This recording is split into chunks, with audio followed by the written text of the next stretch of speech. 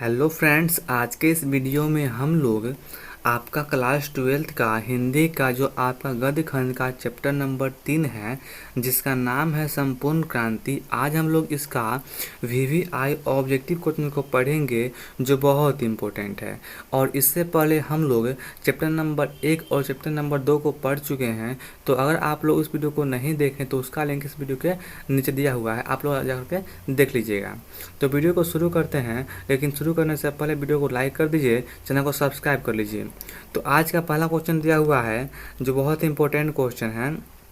देखिए, यहाँ पर कह रहा है कि जयप्रकाश जी का बेल्लौर अस्पताल जा रहे थे, तो वह कहाँ रुके थे। तो इसका आंसर होगा ऑप्शन नंबर ए, मद्रास में रुके थे। ऑप्शन नंबर ए इसका आंसर क्या होगा, राइट आंसर होगा। अब आगे दिया हुआ क्वेश्चन नंबर 2, इसमें कह रहा है कि संपूर्ण क्रांति का नारा किसने दिया था। बहुत ही इजी क्वेश्चन है और इम्पोर्टेंट क्वेश्चन भी है कि संपूर्ण क्रांति का नारा आपका जयप्रकाश नारायण जी ने दिए थे। ऑप्शन नंबर 20 का आंसर क्या होगा, सही होगा। आगे है 3 नंबर क्वेश्चन कर रहा है, जयप्रकाश नारायण का जन्म कब हुआ था। जयप्रकाश नारायण जी का जन्म कब हुआ था, तो इसका आंसर ऑप्शन नंबर सी होगा, 1902 में हुआ था। अब देखिए आगे दिया हुआ है क्वेश्चन नंबर 4, जयप्रकाश नारायण को भारत रत्न का पुरस्कार कब प्राप्त हुआ था। तो इसका आंसर ऑप्शन नंबर बी होगा, 1998 ईस्वी में प्राप्त हुआ था। अब आगे दिया हुआ है, संपूर्ण क्रांति का ऐतिहासिक भाषण जयप्रकाश नारायण जी किस स्थान पर दिया था। तो इसका आंसर ऑप्शन नंबर सी होगा, पटना के गांधी मैदान में दिए थे भाषण। आगे दिया हुआ है 6 नंबर, छात्र संघर्ष समिति का गठन किस लिए हुआ था। छात्र संघर्ष समिति का गठन किस लिए हुआ था। तो इसका आंसर क्या होगा, इसका आंसर आपको पता होगा, ऑप्शन नंबर डी होगा, छात्रों द्वारा सत्ता में भ्रष्टाचार और अशांति दूर करने के लिए। आगे दिया हुआ है, इंडियन एक्सप्रेस के मालिक कौन थे। तो इसका आंसर ऑप्शन नंबर ए होगा, रामनाथ गोयनका थे। इंडियन एक्सप्रेस के मालिक आपके रामनाथ गोयनका जी थे।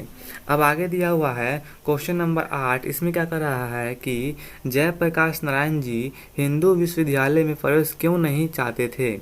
तो इसका आंसर ऑप्शन नंबर सी होगा, वहाँ सरकारी फंड प्राप्त होता था, वहाँ पर सरकारी फंड प्राप्त होता था, इसीलिए वो वहाँ पर प्रवेश नहीं चाहते थे। आगे दिया हुआ मतलब कि इसका आंसर ऑप्शन नंबर सी होगा, ऑप्शन नंबर सी। आगे दिया हुआ है question number 9, I S C मतलब कि साइंस की परीक्षा जयप्रकाश नारायण जी ने कहाँ से उत्तीर्ण किए थे।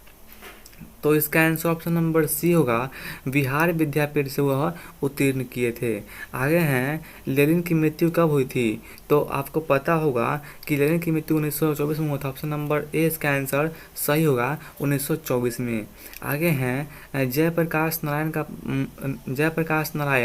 रचित पाठ का नाम क्या है। तो इसका आंसर होगा ऑप्शन नंबर डी, संपूर्ण क्रांति। ऑप्शन नंबर डी इसका आंसर क्या होगा, राइट होगा। आगे हैं क्वेश्चन नंबर 12, संपूर्ण क्रांति के रचनाकार कौन है। तो इसका आंसर होगा option number B, Jayaprakash Narayan ji हैं।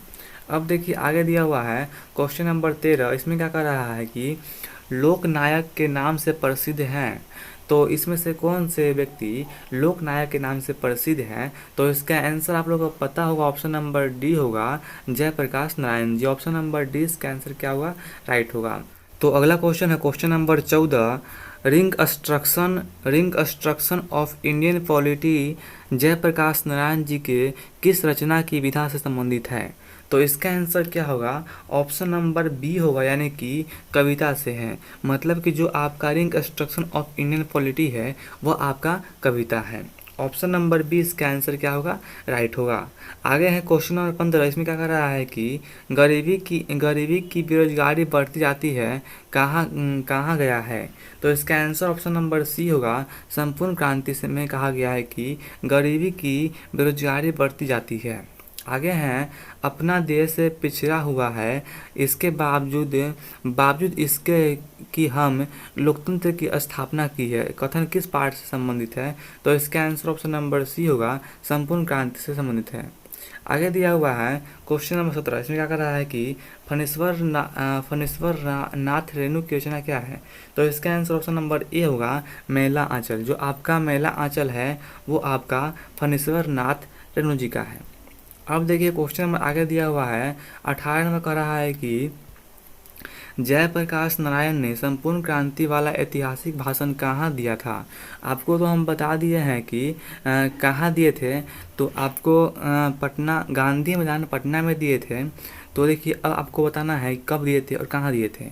देखिए ऑप्शन नंबर डी होगा, पटना में दिए थे 5 जून 1974 ईस्वी को। आगे दिया हुआ है जयप्रकाश नारायण के बचपन का नाम क्या था। तो ऑप्शन नंबर इसका सी होगा, जयप्रकाश नारायण जी के बचपन का नाम बाउल था। आगे हैं क्वेश्चन नंबर 20 कह रहा है कि जयप्रकाश नारायण ने किस साल छात्र आंदोलन का नेतृत्व किए थे। तो इसका आंसर ऑप्शन नंबर सी होगा, 1974 में किए थे। ऑप्शन नंबर सी इसका आंसर क्या होगा, राइट होगा। आगे दिया हुआ है क्वेश्चन नंबर 21 क्या कर रहा है कि जयप्रकाश नारायण जी के पिता का नाम क्या था। तो आपको पता होगा जयप्रकाश नारायण जी के पिता का नाम था option number B, Harshu Dayal. Option number B इसका आंसर क्या होगा, राइट होगा। आगे हैं प्रजा सोशलिस्ट पार्टी का गठन कब हुआ था। तो इसका आंसर ऑप्शन नंबर ए होगा, 1952 में हुआ था। ऑप्शन नंबर ए इसका आंसर क्या होगा, राइट होगा।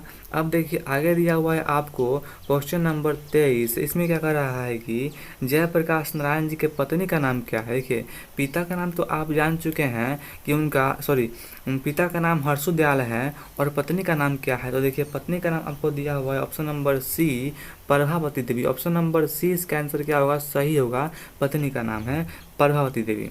अब देखिए आगे दिया हुआ है क्वेश्चन नंबर 24। इसमें कह रहा है कि किसने कहा था अभी न जाने कितने मीलों इस देश को जनता को जाना है।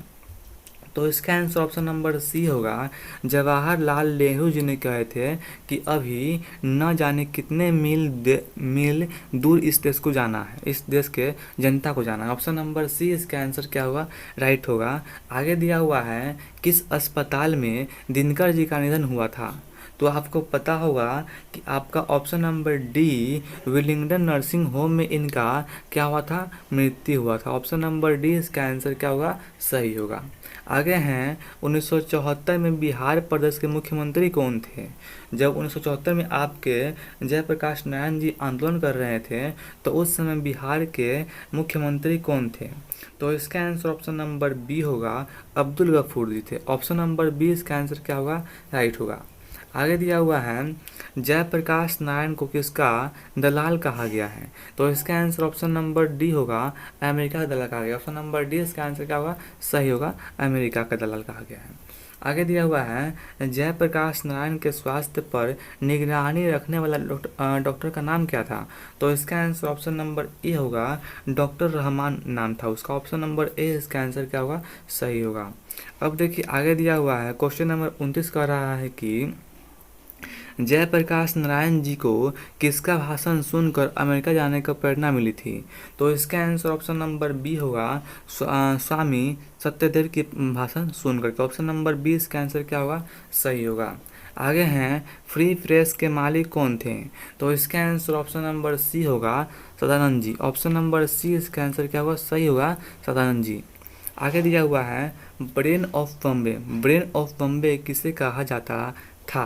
तो इसका आंसर ऑप्शन नंबर ए होगा, उमाशंकर दीक्षित को कहा जाता था।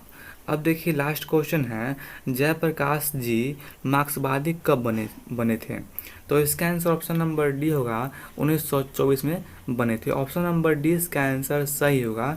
और तो आज की इस वीडियो में इतना ही था। अगर आप लोग को वीडियो अच्छा लगा तो वीडियो को लाइक कर दीजिएगा, चैनल को सब्सक्राइब कर दीजिएगा।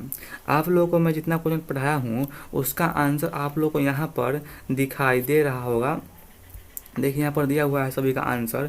तो अगर आप लोगों को इसका पीडीएफ चाहिए फ्री में तो आप लोग हमें व्हाट्सएप कीजिएगा, हम आपको फ्री में क्या कहते हैं पीडीएफ सेंड कर देंगे और व्हाट्सएप ग्रुप में भी ऐड कर देंगे। और वैसे उसका लिंक इस वीडियो के नीचे दिया हुआ है। तो देखिए अब मिलते हैं अगले वीडियो में, तब तक के लिए धन्यवाद।